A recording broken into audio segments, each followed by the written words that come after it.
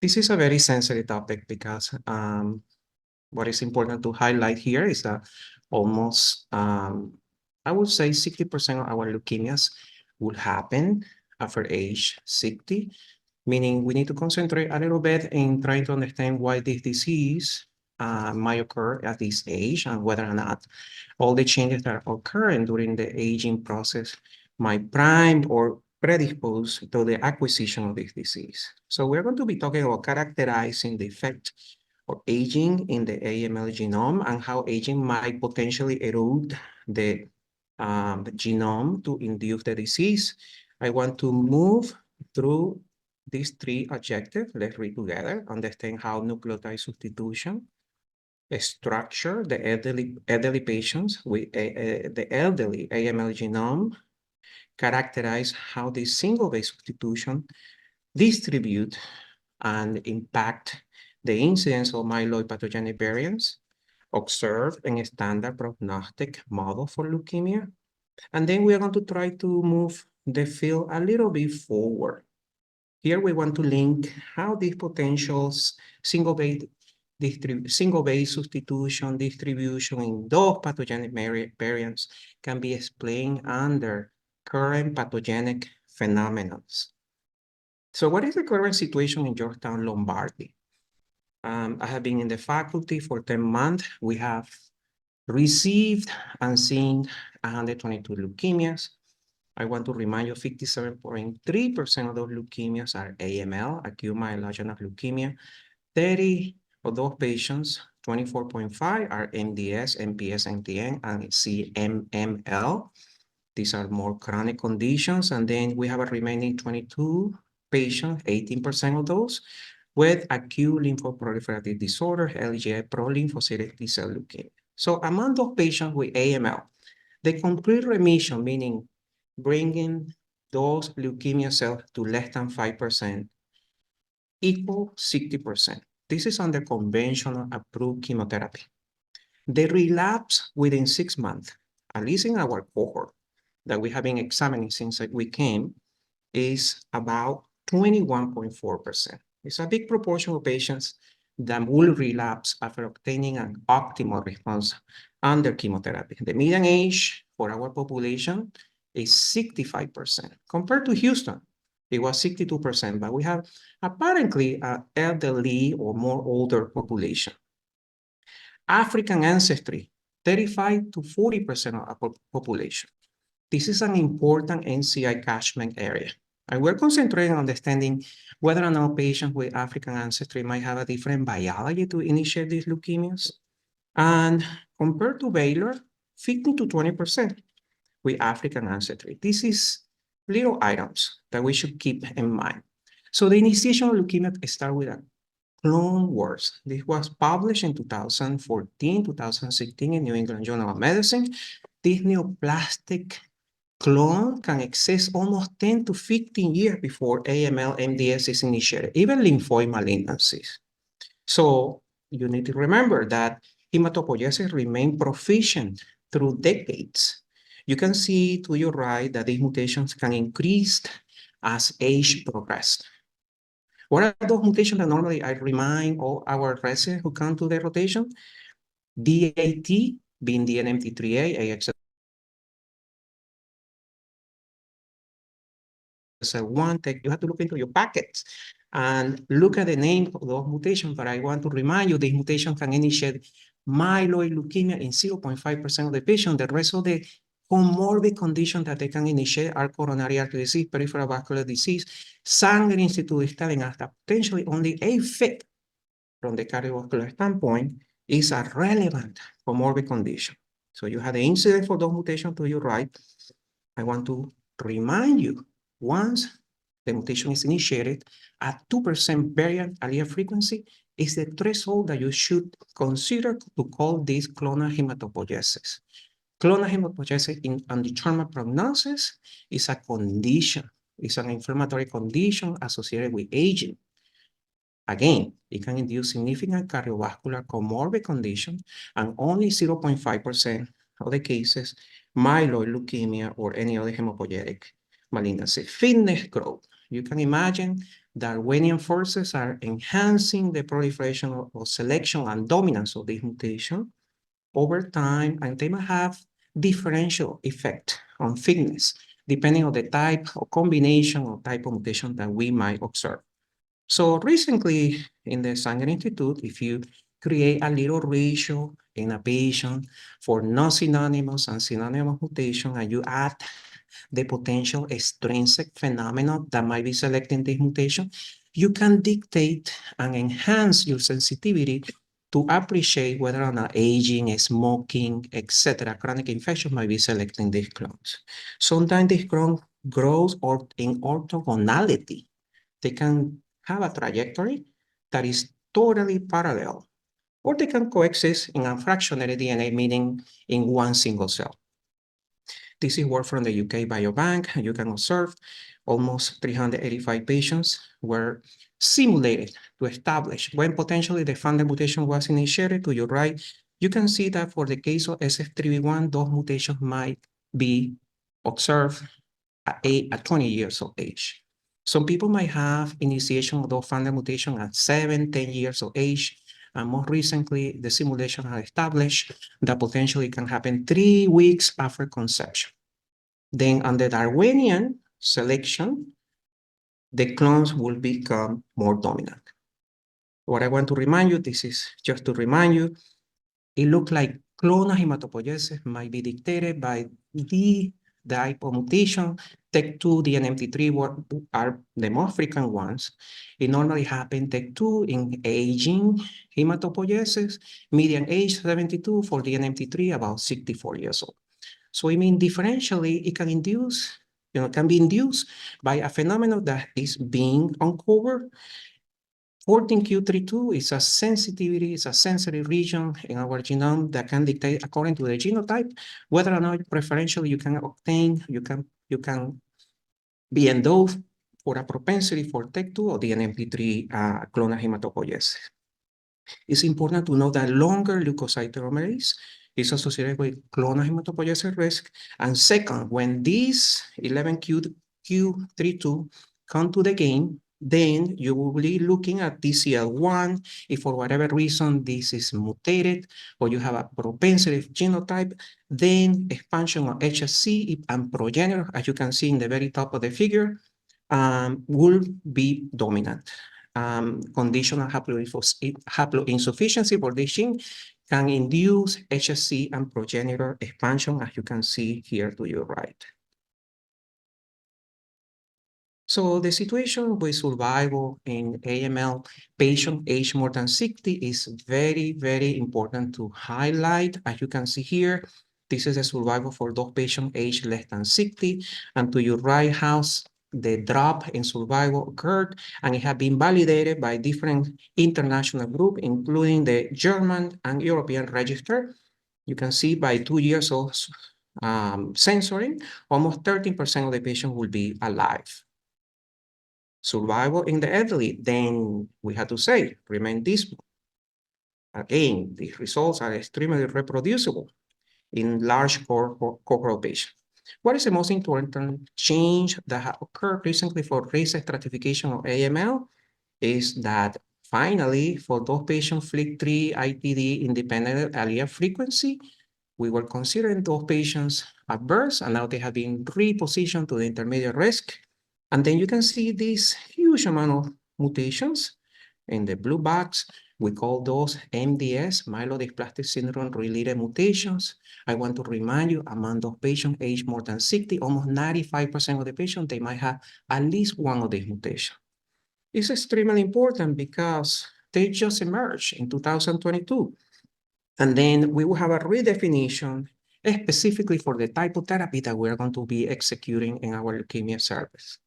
It will be HMA venetoclax, or it will be Vyxeos. We are very, very, very excited with the result from AML 19 UK MRC, suggesting that Vyxeos, liposomal doxorubicin, and cytarabine might produce much better results, better debulking.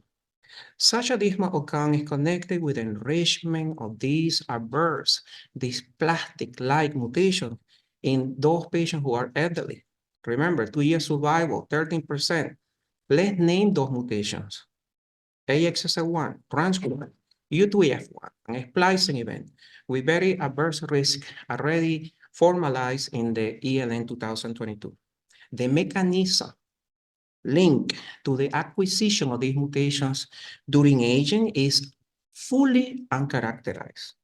So what I'm going to do right now is to present, I told you already, the big effort from our residents and fellows who have done a magnificent work collecting all this data. Before I move into that, I wanted to show you that University of Japan recently, as a ASH News, presented that cell extrinsic phenomena like inflammation agent might contribute to the clonal dominance of these mutations. So let's say you have a stroma microenvironment, and this microenvironment might be secreting huge amount of IL-6, supporting the dominance for those TEC2 clones. So it's extremely insightful because as we age, it's very well known, there is a phenomenon called inflammatory aging that develop characterized by high CRP and IL-6 levels. So this is a depiction of what might be happening. You will have some erosion of the genome that will normally happen as we get older. But I want to emphasize that the microenvironment might be contributing to all the modification, clonal expansion, and damage of the human genome. Let's name the endogenous processes. Nuclear lamina defects, telomere attrition inducing genomic instability, activation of endogenous retroviral activity, line, ALU, mitochondrial dysfunction, global hypermethylation. Global hypomethylation can occur because of mutation, specifically DNMT3, and we are going to look back to DNMT3A. Genomic instability at the genome level, it might happen because of nucleotide modifications, okay, or nucleotide substitutions. So the Sanger Institute, again, had highlighted some exogenous and endogenous mutational processes that are very well known. It can be imprinted in the human genome. And let's talk about CT. C to T is an aging clock-like mutation, SBS1 or 5. So there will be more signature. Let's say C to A is a smoking signature in lung cancer. This is very well known. So what happened? This evidence of imprinting can happen in normal tissue as we age, but it can happen in tumors as well. This is the evidence in the heart. CA or CT have been described. I'm not talking about a heart that is diseased. I'm talking about a heart that is aging. In the breast, same situation for CT. Esophagus, small intestine, and bladder. CT, aging clock-like signature, is imprinted in what it looks normal tissue. The situation for cancer, transformed cells, it might be the same. Lung cancer, if a patient is a smoker, they will be imprinted with CA modification. Esophagus, CT, acute myeloid leukemia, SBS1 and 5. Remember, this is a signature. CT, aging clock-like. Are these phenomena observed in daily practice? Let's go before we move into the investigation of these signatures in acute myeloid leukemia to the recent facts. We have accrued 320 patients into our databases. This is a joint venture between Baylor and Georgetown. We have isolated pathogenic variants, 167, 52% of that population of AML patients, resulting in 471 nucleotide modifications. The median age, and this is right before the 67 that I showed you before, it was 61, I'm talking about a few months ago. 68% of the patients and 22% of the patients were older or younger than 60 years. What are the sequencing? You know, you get those reports and sometimes people, what they do is trash it. So what we did was we collected all those reports and we started paying attention to the result. You have the mutations in the very top. This is a 72 years old male, African ancestry, white count was 56,000, hemoglobin 7.6, 17.6, platelet count 178,000. And look at the past medical history. He was a heavy smoker. You can see the mutations listed. You see the amino acid chain for that mutation. You see the activity or the gain of function or loss of function that that mutation might have. Do you write the variant allele frequency? And then you continue to look into the report and you start seeing those nucleotide modifications. The same nucleotide modifications that you can achieve or you can retain as you get older and or if the patient develop tumors. So collecting those nucleotide modifications in 2021 for the very first time, we highlighted in ASH that tobacco can induce an imprinting in leukemia cells characterized by enrichment of CA transversion. It's the same signature that we saw in the report from Sanger Institute. Then in 2022, finally, we collected a larger number of data and then created little nodes in the genome browser and then added a stressor. Let's name the stressor, aging, tobacco use. You can see here that for the very first time, a new signature was arising. The CA was already known, connected with the smoking, but we were very perplexed to see that a good proportion of those leukemias enriched for GA, and GA hasn't been literally described by the Sanger Institute, but we will see the evidence that is out there for other tumors. Genomic browser, and here you go to the NBCI, and you open your browser, and you can see that you can get to the level of nucleotide modification. And then we are going to reduce the size of the browser, and we are going to concentrate those mutations that are under effect of aging or under the effect of smoking. You can separate that by a 4x4 table. And this is the cluster. This is our genomic pool in those patients who were a smoker or who were aged more than 60. And then presented in 2022, we saw that according to the median age that we have in Baylor, the intensity for GA deposition and in those patients in the cluster number 1, it went from 17.1 to 36.5. If they were surpassing age more than 63, you can see the effect of smoking. So here we have about 18.4 all the way to 37.5. And then synergistically, age plus smoking enriched dramatically the deposition of GA imprinting in those AML genomes. So we are in process to publish this. So mutation increase with tumor genome, and it's directly correlated with aging. You can see the effect here. So then looking around, breast cancer in older females can enrich for the same signature that we were observing in patients with AML, CT, and GA. As you can see, significantly overexpressed in patients with breast cancer who were older.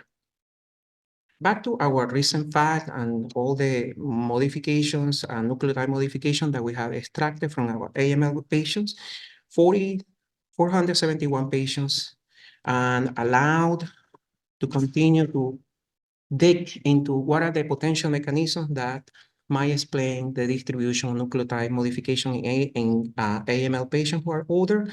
You can see now for those patients more than 60 years, GA become very dominant, 29.9. Then here is a comparison, GA 4.3 for those patients less than 60, more than 60, 25.6, and then you get a very nice p-value, 0.01. Then we wonder, what about if we separate this by subgroup of age? And then you have 20 to 39, 40 to 50, and more than 60. You can see the enrichment for GA is so dramatic with a p-value that is very robust in AML genome. Then GA, SBS, single base substitution, increased progressive with age. The maximal GA deposition, it might be happening after age 60. So for visualization purposes, then we have removed the other nucleotide modification, and now you can see very robustly how GA is enriched in those patients who are elderly. The situation for CT might not be statistically significant, okay? It was important to clarify whether or not there was a distribution that was differential according to the European Leukemia Network. Remember, this is a research certification. We call this the Bible to make decisions whether or not the patient is going to be treated with chemotherapy or they need chemotherapy plus a transplant. And you can see that intermediate risk, significant enrichment for GA signature, same situation for adverse, and the opposite direction for GT. GT is a marker, is an imprinting for oxidative stress. So you can see that it happened mostly in favorable groups. Here you have a real table to summarize. CT deposition in intermediate adverse risk didn't achieve a significant, at least in our data, a significant p-value, but the situation for GA, 36, 38%, making more than 70% of the deposition after age 60, p-value 0.04. You can see the opposite direction for GT. It goes toward the favorable subgroups. So then we wonder, you can imagine that sequencing has become very complex. It can be done at a single level, or it can be from unfractionated DNA, meaning we don't know if the mutation is sitting in one single cell or is within many clones. Remember, we are used to think that leukemia is an oligoclonal, not clonal disease, meaning many clones coexisting together. So you can see that we wonder, since CT and GI are the most dominant signature, we want to know what is the enrichment and how the enrichment might happen for age less and more than 60. It goes from 5.7 to 25%. We didn't achieve a significant p-value, but you can see that it's enriched for those patients aged more than 60. A trend, then we're going to call this a trend for higher frequency or combined GA, GA plus CT is observed in those patients aged more than 60. Back to our work, and this is work from our fantastic resident, Sarah Mudra. She presented this data in ASH 2023. You can see that Alliance have established that the survival for many patients aged more than 60 is very dismal. It's proven in the top A to your left. Then we isolated those patients aged more than 60 from SERA data. And you can see here that intermediate and unfavorable, they become one single line. We try to do some discovery kind of phase for her data, and we kind of cluster overall survival, age, all the 66 pathogenic variants that we have isolated, link each one of them to overall survival. And then we added nucleotide modification for that cluster K-means. And you can see here the K-mean can separate two subgroups, very, very specific of survival for cluster 1 and cluster 3. Then we examine the enrichment for those GA plus CT signature. And you can see that we can very, very nice isolate almost 100% of those GA-CT signatures in acute myeloid leukemia. You can see that the distribution for visualization, and to your left, right, we're talking about GA enrichment and CT enrichment. CT, again, SBS1, aging clock-like mutation, and GA, and a non-leukomogenic signature that we want to call GA leukomogenesis. Group and highlight that these mutations might occur in those patients aged more than 60. You can see associated with very inferior outcome. So what are those mutations? Those mutations are ELN adverse. AXS1, a splicing event, U2F1, SRSF2. I'm not expecting my residents to remember all those, but it's important that we get familiar with them. Then DNMT3A, cohesin complex, SMC1A, and then we have a group of epigenetic mutations like IDH1 and IDH2, totally enrichment that signature, GACT.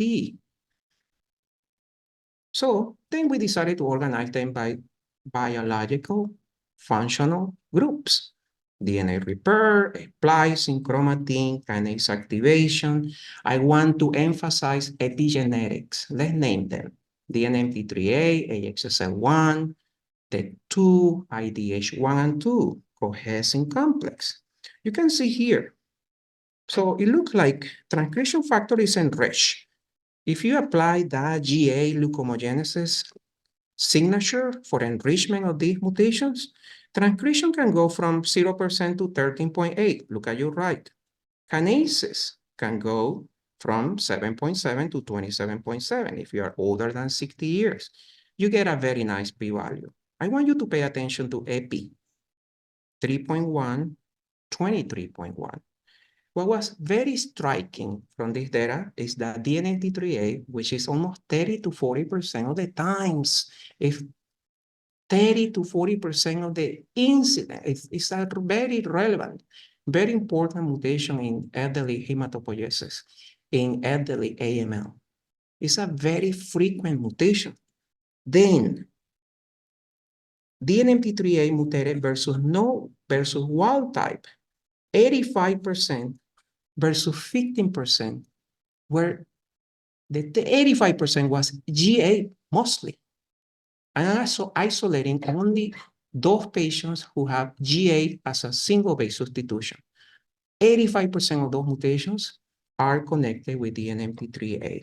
This is an important phenomenon because remember, aging hematopoiesis for a long time have been associated with global genome hypomethylation. What is that the NMT3A does? Normally, it will incorporate methylcytosine in the promoter. If the enzyme is biologically inactive, then that methylcytosine cannot be incorporated into the promoter, and potential imprinting, it wouldn't happen, differentiation wouldn't happen. What I want to show you is that the NMT3A, being such an important mutation for leukomogenesis, can induce significant hypomethylation of HOXA gene, embryonic-like genes, and it's a very common phenomenon occurring in aging hematopoiesis, not only aging hematopoiesis, but those leukemias that might retain a mutation with this gene. So you can see the upregulation in those unmethylated genes, especially HOXA genes, in the presence of the NMT3A mutation. And what we're discovering here is that most of these DNMT3A mutations, almost 85% of them, they will have a GA nucleotide-based substitution. This is extremely important. Let's read a few conclusions, and then we're going to brainstorm each other here. GA, single base substitution, represent a potential novel signature for aging leukomogenesis. GA distribute equally among elderly AML patients with adverse ELN 2022 subgroup. GA leukomogenesis might direct early single base substitution mediated by DNMT3A mutagenesis, and then a combined GA plus CT SBS signature seem to induce concurrently, coordinatedly, highly adverse AML ELN 2022 leukemias. So what is in the future? And this wouldn't make sense if we cannot translate and we cannot continue to work with our people who are doing bench, who are doing lab work. I want to remind you that nucleotides is a pool. They are spinning very quick, and there is a Watson and Crick configuration needed for DNA polymerases to repair damage. The very quick spinning, which happens in milliseconds, can be changed to something called to modifications that are not Watson and Crick, but Hoxton.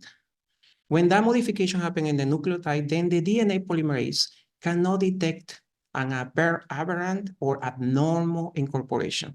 Therefore, DNA repair cannot happen at the time of incorporation of the nucleotides. Okay, that can happen with low pH. This is mechanistically, potentially, a reason for GA incorporation.